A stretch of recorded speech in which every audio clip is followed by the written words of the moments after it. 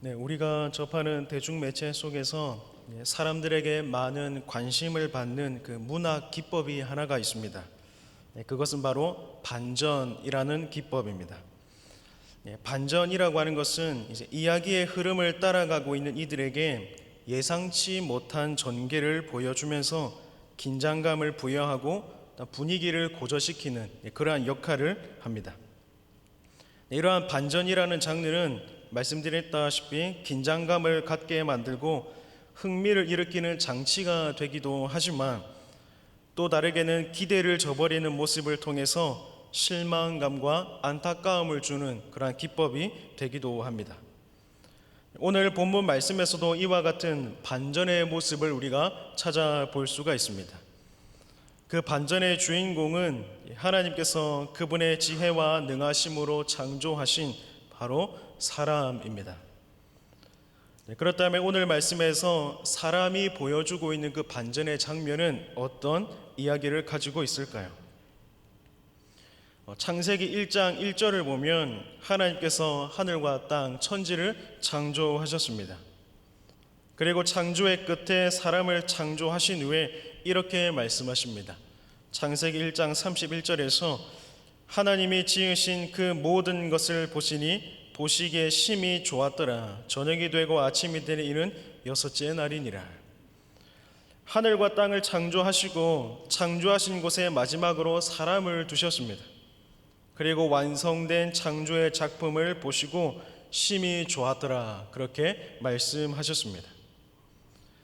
네, 그런데 오늘 이사야서 본문을 보면 창세기 1장의 아름다운 모습은 찾아볼 수가 없습니다. 오늘 본문 말씀이 그려주고 있는 모습은 어떤 모습인가 하면 1장 2절 말씀에서 이렇게 묘사해주고 있습니다. 하늘이여 들으라, 땅이여 귀를 기울이라. 여호와께서 말씀하시기를 내가 자식을 양육하였거늘 그들이 나를 거역하였도다. 이 말씀을 보면 하나님께서는 오래전에 심히 아름답다라고 말씀하셨던 창조물들을 소환하시면서 이렇게 말씀하십니다. 사람들이 나를 거역했다라고 말입니다. 그런데 여기서 독특한 것은 하나님께서 하나님을 거역한 사람들을 향해서 너희들이 나를 거역했다 그렇게 말씀하고 계시지는 않습니다. 오늘 말씀을 보면 그 말씀을 듣고 있는 대상이 바로 하늘과 땅이라고 말해주고 있습니다. 하나님께서는 사람이 거역했는데 사람이 거역했다는 이 말씀을 왜 하늘과 땅을 두고 말씀하셨을까요? 그 이유는 성경에서 하늘과 땅은 하나님과 사람의 관계를 대변하는 역할을 늘 해왔기 때문입니다. 예를 들어서 창세기 3장 18절에서는 하나님의 말씀에 불순종한 사람들을 향해서 땅은 가시덤불과 엉겅퀴를 내기도 했습니다. 또한 아모스 9장 13절에서는 이스라엘의 회복을 말씀하시면서 하나님과의 관계가 회복된 사람들을 향해서 땅이 먹을 소산을 내며 산들은 포도주를 흘릴 정도로 많이 낼 것이다 그렇게 말씀하기도 합니다. 사람이 하나님의 말씀에 순종하여서 하나님과 관계가 좋을 때에는 땅도 좋은 소산을 내지만 사람이 하나님의 불순종할 경우에는 땅도 그에 따라 좋지 못한 소산을 낸다 그렇게 말씀하고 있는 것입니다. 즉 하늘과 땅은 하나님과 사람의 관계가 어떠한지를 대변하는 동시에 하나님과 사람의 관계를 증인으로서 보고 있다는 것입니다. 그래서 하나님께서는 하늘과 땅을 향해서 사람이 나를 거역했다라고 말씀하시는데 이것은 하나님의 마음에 동조하라 그렇게 선포하고 있는 것입니다. 하늘과 땅이라는 증인 앞에서 자식이라고 표현된 사람을 고발하고 있는 이 모습은 창세기 1장에서 보여주었던 심히 아름다운 모습은 상실하고 마치 법정의 모습을 떠올리게 하는 반전이라고 할 수 있는 것입니다. 여러분, 법정을 생각해 보면 흔히 어떤 모습이 떠오르십니까? 고성이 오고 가는 모습들을 떠올릴 수도 있겠지만 그 자리에는 탄식의 소리가 있기 마련입니다. 그 탄식의 소리가 안타까움에서 오는 탄식일 수도 있을 것이고 답답함에서 오는 탄식일 수도 있을 것입니다. 그런데 오늘 본문의 상황을 보면 본문에서도 이 법정 상황에서도 탄식의 소리가 들려온다는 겁니다. 이 시간에는 창세기 1장에 심히 좋았던 모습은 없고 자녀를 고소하시는 하나님과 피고인이 된 이 사람의 모습, 그 모습에 담겨있는 두 가지 탄식의 소리를 살펴보면서 우리에게 주시는 메시지를 살펴보고자 합니다. 오늘 말씀이 보여주는 첫 번째 탄식은 그분의 백성을 여전히 사랑함에서 오는 하나님 아버지의 탄식입니다. 하나님께서 그분의 백성을 여전히 사랑하시기 때문에 이 법정에서 탄식을 쏟아내셨다라는 것입니다. 하나님께서 이스라엘 백성들 때문에 탄식하시는데 그 이유가 무엇이냐? 사랑입니다. 오늘 본문 2절 하반절을 보면 이렇게 말씀을 기록하고 있습니다. 여호와께서 말씀하시기를 내가 자식을 양육하였거늘, 이렇게 말씀하고 있습니다. 여기서 하나님께서는 탄식의 대상을 무엇이라고 부르고 있습니까? 자식이라고 부르고 있습니다.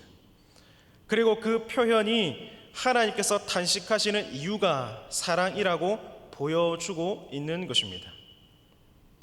왜냐하면 하나님의 자녀, 하나님의 자식이라는 용어 자체가 사실은 이 땅에 어울리지 않는 표현이기 때문에 그렇습니다. 여러분, 오래전에 인류는 창조주 하나님께 범죄하여서 하나님과 그 관계가 단절되었습니다. 사람은 하나님의 자녀라는 말 자체가 성립할 수 없는 존재, 그런 존재가 되어버렸다는 것입니다. 이사야 59장 2절 말씀에서는 그 내용을 이렇게 설명해 주고 있습니다. 오직 너희 죄악이 너희와 너희 하나님 사이를 갈라놓았고 너희 죄가 그의 얼굴을 가리어서 너희에게서 듣지 않으시게 함이니라. 이 말씀처럼 사람들은 사람들의 죄악으로 말미암아 하나님과 멀어졌습니다. 하나님의 자녀라는 말은 죄가 들어온 세상에서는 사용될 수 없는, 어울리지 않는 그런 표현이라는 것입니다. 죄로 물든 존재가 거룩하신 하나님과 관계의 지속을 원하고 바라는 것은 있을 수가 없다는 것이죠.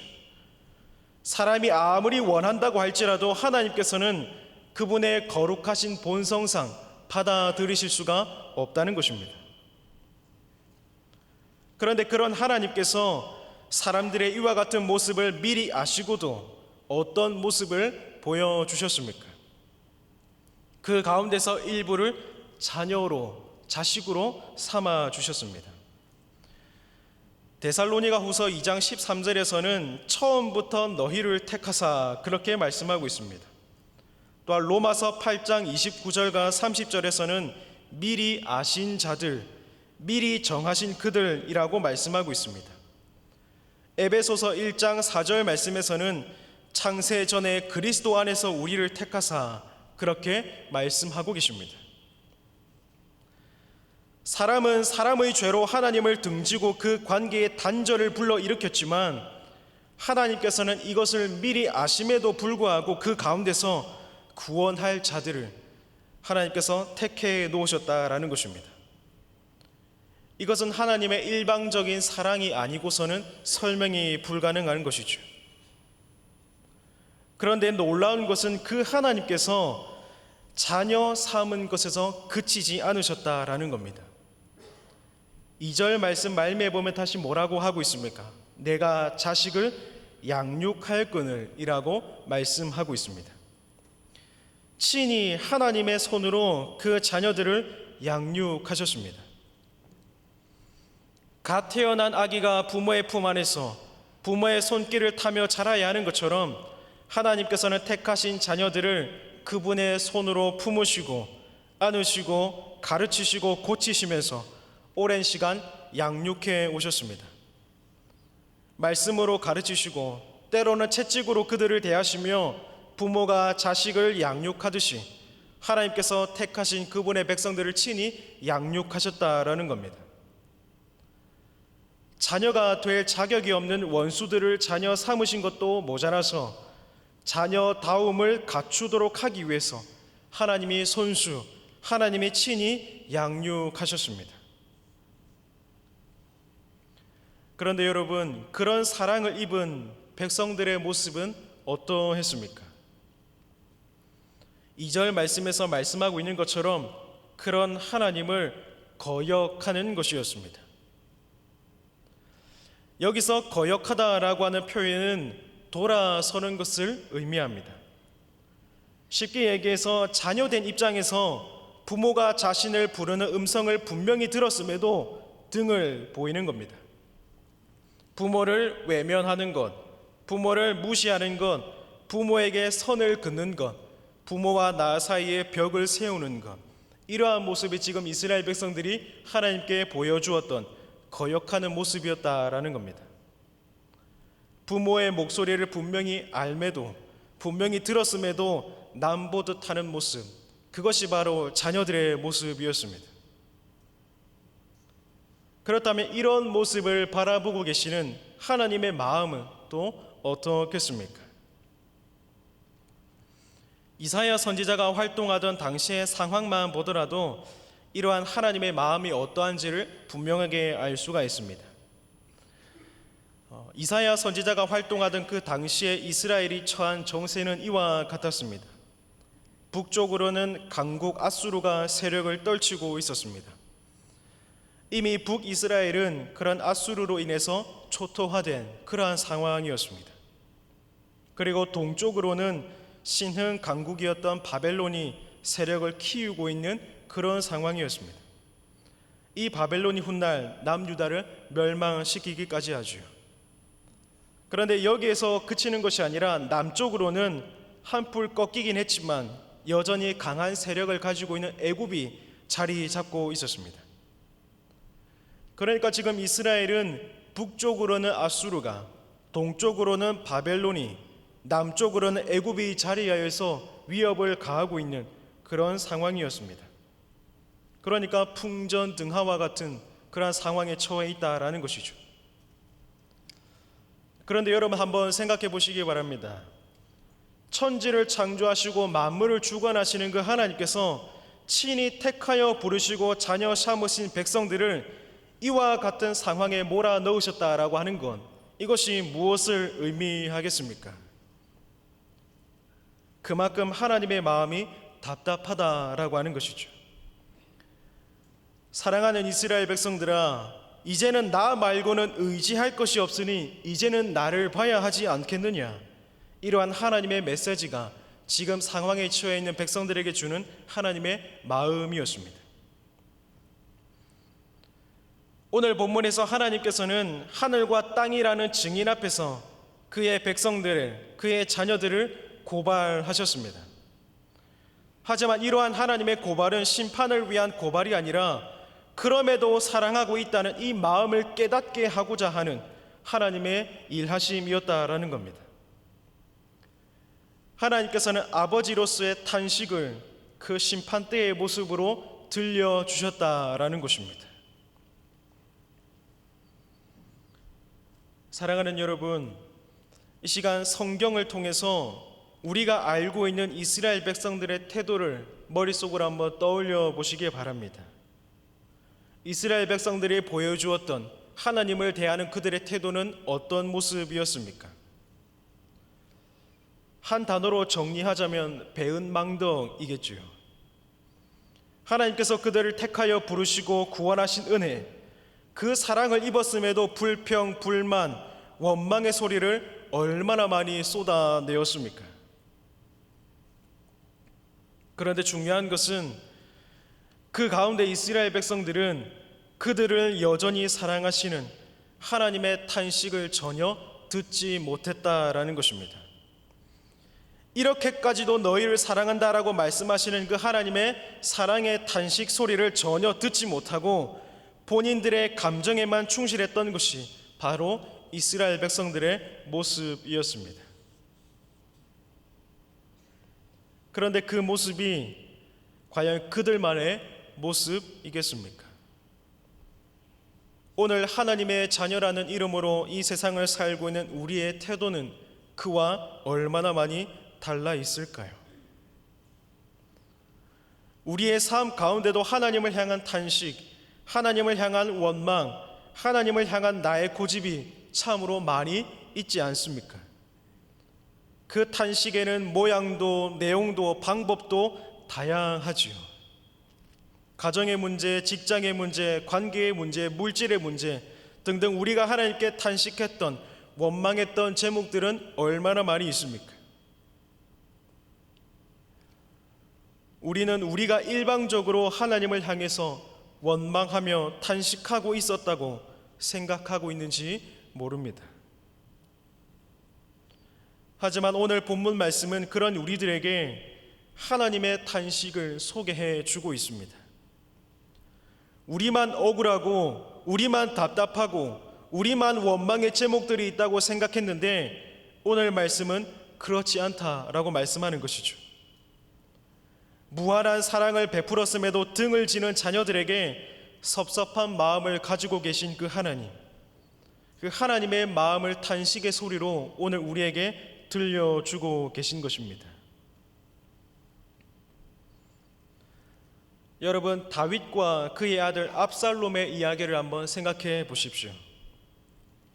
아들 압살롬의 쿠데타로 인해서 다윗은 왕의 자리에서 한순간에 쫓기는 신세가 되었습니다. 그러나 다윗은 군대를 정비하여서 압살롬의 무리를 진압하려고 하죠. 그러면서 군대에게 당부하기를 아들 압살롬을 살려주라 그렇게 명령합니다. 하지만 다윗의 군대가 압살롬의 세력을 무너뜨리지만 그때 상수리 나무의 머리카락에 걸려서 이리저리 움직이지 못하던 압살롬을 요압이 창으로 찔러 죽여버립니다. 그리고 이러한 소식, 곧 아들의 죽음 소식을 들었던 다윗의 반응은 어떠했습니까? 왕의 마음이 심히 아파 문 위층으로 올라가서 우니라. 그가 올라갈 때에 말하기를 내 아들 압살롬아, 내 아들 압살롬아, 차라리 내가 너를 대신하여 죽었다면 압살롬 내 아들아 하였더라. 아들의 쿠데타로 위협을 느꼈던 아버지 다윗은 본인의 목숨이 오고 가는 그러한 상황 속에서도 아들을 잃은 슬픔에 빠져서 헤어나오지를 못했습니다. 이것이 바로 아버지의 마음이죠. 이 마음이 우리를 보시며 탄식하고 계시는 하나님 아버지의 마음입니다. 사랑하는 여러분, 아낌없이 받았음에도 내뱉는 것이 원망과 불평으로 가득한 것이 우리의 삶이지만 이제는 그런 우리의 삶에도 우리를 향한 하나님의 탄식 소리가 들리기를 원합니다.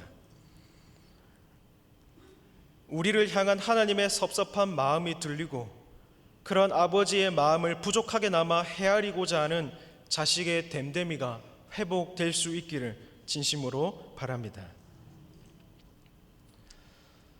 계속해서 오늘 말씀이 소개해주는 두 번째 탄식은 바로 사람의 탄식입니다. 앞서서 살펴보았던 하나님의 탄식은 사랑에서 나오는 탄식이었다면 두 번째로 사람의 탄식은 억울함의 탄식이었습니다. 하나님을 알지 못하고 깨닫지 못함에서 오는 그들의 억울함이었습니다. 지금 이사야가 하나님으로부터 말씀을 듣고 있고 그 말씀을 선지자를 통해 들어야 하는 백성들은 하나님의 자녀들이었습니다. 그런데 그런 자녀들이 지금 하늘과 땅이라는 증인과 또 하나님 앞에서 피고인의 신분으로 고발당하고 있다라고 말씀을 드렸습니다.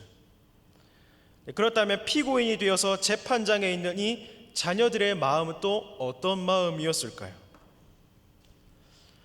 로마서 1장에서는 하나님을 알만한 것들이 만물 속에 보이며 만물에 보여 알려졌기에 하나님에 대해서 듣지 못했다고, 알지 못했다고 핑계할 수는 없다. 그렇게 분명하게 말씀하였습니다.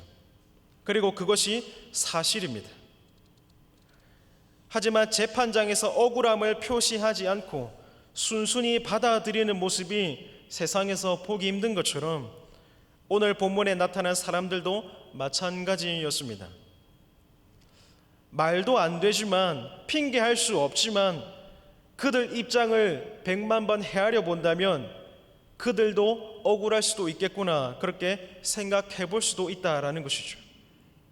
그 모습을 오늘 본문 3절에서는 이렇게 말씀합니다. 이스라엘은 알지 못하고 나의 백성은 깨닫지 못하는도다 하셨도다. 하나님께서 그들이 하나님을 깨닫지 못했다 이렇게 말씀하고 있는데, 이것이 바로 백성들의 마음이며 탄식인 겁니다. 이것을 조금 더 설명을 드리자면, 우리도 하나님에 대해서 잘 알았다면 그러지 않았을 텐데 하나님을 깨닫지 못해서 그럴 수밖에 없었습니다 라고 하는 억울함의 하소연, 억울함의 탄식이 여기에 깔려 있는 것입니다. 그런데 그 모습을 구체적으로 생각해 본다면 이스라엘 백성들이 하나님의 자녀가 되는 장면들, 하나님의 자녀로 양육되어져 가는 장면들을 한번 생각해 보시기 바랍니다. 앞서서 말씀드렸던 것처럼 성경은 어떤 이유에서든지 하나님을 몰랐다고, 하나님에 대해서 듣지 못했다고 핑계할 수 없다라고 분명하게 말씀하고 있습니다. 그리고 그것은 분명한 사실이죠. 그러나 연약한 백성들의 입장을 나름대로 이해하려고 들여다본다면 백성들 입장에서는 그래도 나름대로 할 말이 있지는 않았을까라는 것입니다. 왜냐하면 당시의 고대 사회 자체가 다실론 사상이 팽배해 있었기 때문에 그 시대 가운데서 하나님을 유일신으로 알고 그분의 은혜에 감사하며 순종하는 것은 그렇게 말처럼 쉬운 일은 아니었습니다.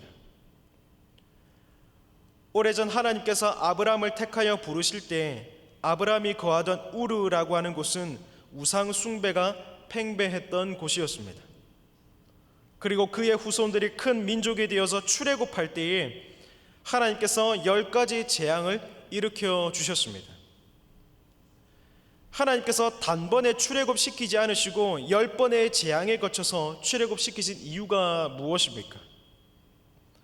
애굽에 넘쳐나던 우상들을 하나씩 제거하시면서 그런 우상들은 헛것이다 라고 하는 것들을 백성들에게, 또한 애굽 사람들에게 교육시켜 주셨던 것이죠. 그러다 그런 가르침을 배웠음에도 이스라엘 백성들은 광야에서의 많은 불신들의 모습을 보여주었습니다. 왜냐하면 하나님만이 참 신이시고 유일하시다라고 하는 것들을 도저히 받아들일 수가 없었기 때문에 그렇습니다. 정말로 그러한지를 광야 생활 내내 의심하고 또 배우고, 의심하고 또 배우는 연속의 시간을 그 광야 시간 내내 보냈다라는 겁니다. 그런데 그렇게 교육을 받고 약속의 땅에 들어갔습니다. 그런데 그때는 또 어떤 모습을 보여주었습니까? 전쟁에서 패배했을 때에는 하나님이, 우리가 믿는 하나님이 이방 민족이 섬기는 신보다 약한 신이구나, 그렇게 생각했을 정도였습니다. 그만큼 그 당시에는 다실론적 사상이 팽배했다라는 것이죠. 이스라엘 백성들도 그 시대상을 비껴나갈 수는 없었다라는 겁니다. 그러니 하나님을 유일신으로 섬기며 받아들이며 믿는다는 것은 천동설을 지동설로 바꾸는 것과 같이 도저히 이해할 수 없는, 쉽게 받아들일 수 없는 그런 놀라운 사실이었다라는 것이죠.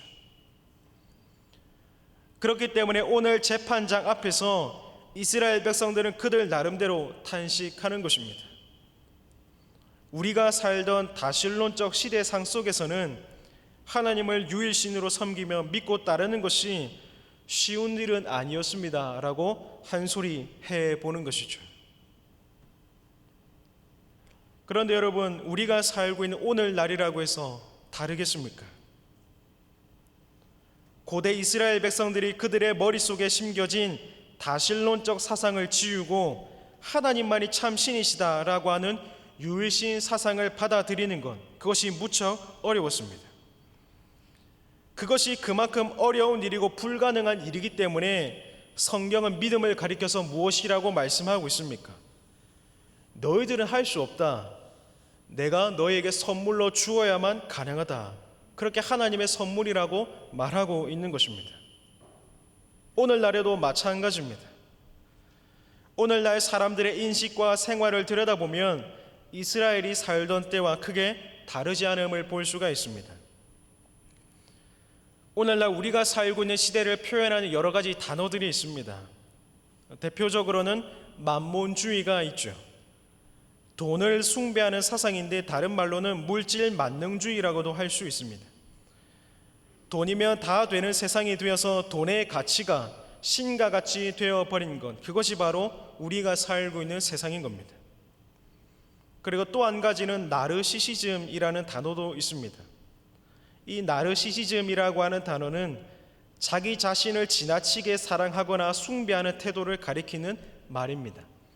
자기 중심적인 사상이 팽배한 오늘날의 문화를 표현해주고 있는 것이죠. 하나님보다 물질이 더 가치 있어 보이고 하나님보다 나 자신이 더 중요한 시대를 지금 우리가 살고 있다는 겁니다. 뿐만 아니라 무신론이라고 하는 하나의 사상으로도 많은 사람들이 나는 무신론주의다라고 고백하기도 합니다.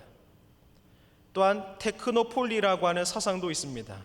과학적 기술들을 최고의 가치로 여기면서 인공지능이 등장하고 그 인공지능을 숭배하기까지 하는 그러한 모습을 저와 여러분들이 살고 있다라고 하는 것이죠.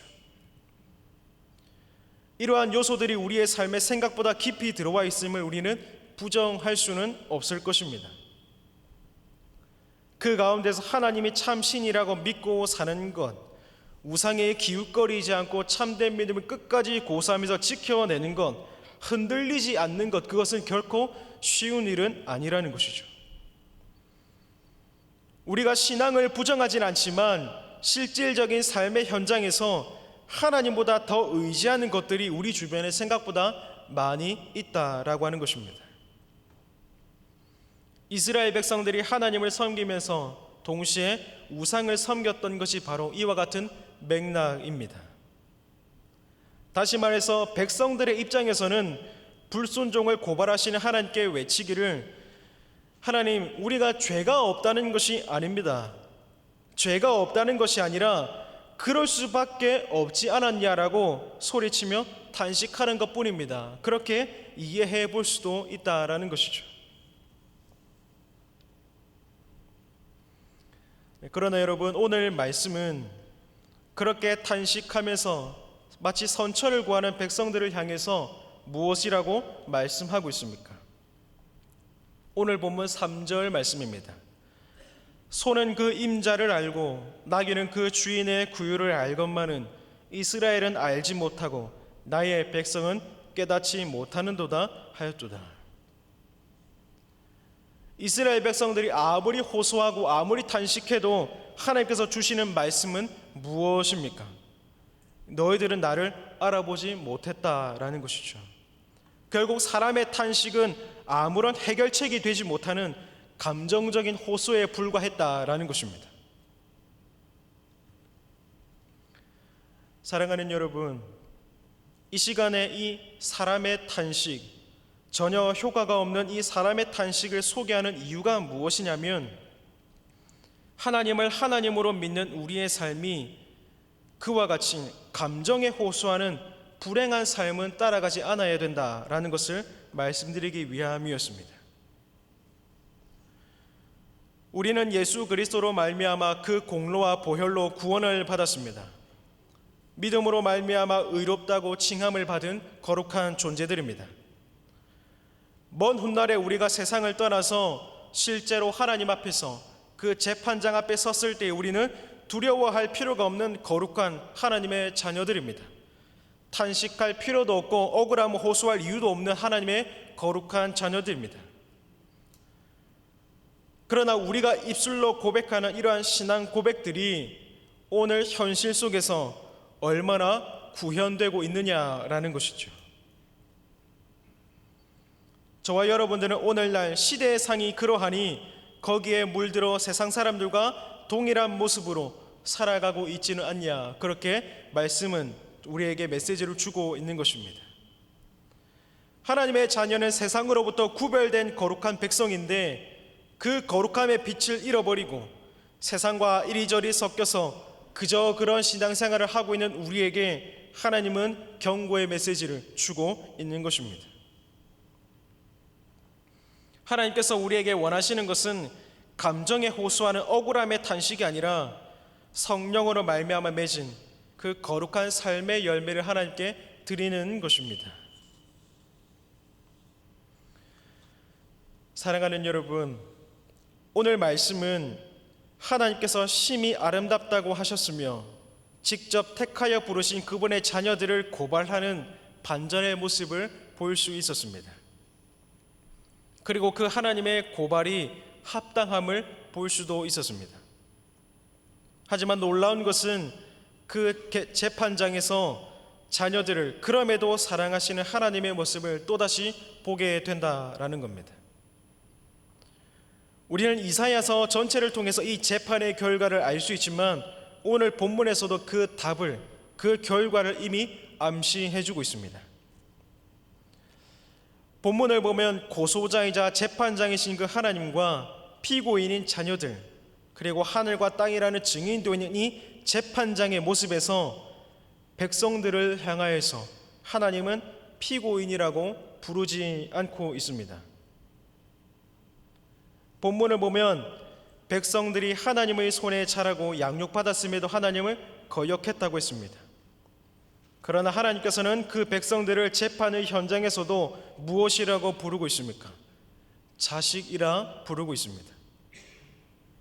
하나님을 거역하는 그 백성들에게 나의 백성이라고 부르고 계시다라는 겁니다. 이것이 무슨 말입니까? 하나님께서 자녀 삼으신 이들을 포기하지 않겠다라고 하는 의지를 가지고 계시다라는 것입니다.